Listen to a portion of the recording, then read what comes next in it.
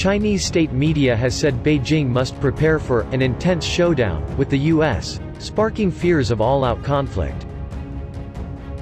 The editor of state-run newspaper Global Times said his country should reach the quantity of nuclear warheads that makes US elites shiver.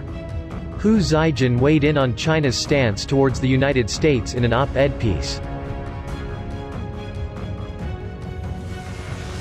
He wrote, "We must be prepared for an intense showdown between China and the US.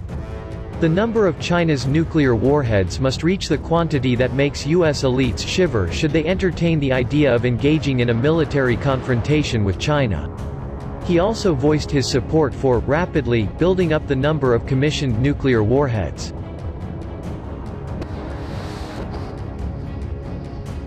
Chinese hostility in the South China Sea has led to cooperation between the US and Australia's militaries. Karen Andrews, Australia's Home Affairs Minister, stressed that the move was a message, but that the two nations were not alarmed. She said, "It's sending a very strong message that we are alert, we are not alarmed. But we are doing all that we can to be prepared." She went on to thank the USA for its backing. Ms. Andrews said, "The United States is a very strong ally of Australia and we will continue to work with them." Australian Greens leader Adam Bandt warned the cooperation could push the country into a devastating armed conflict. He said, "There is a real risk that if Australia just does whatever the US wants, that we are leading ourselves closer to a war. That would be devastating.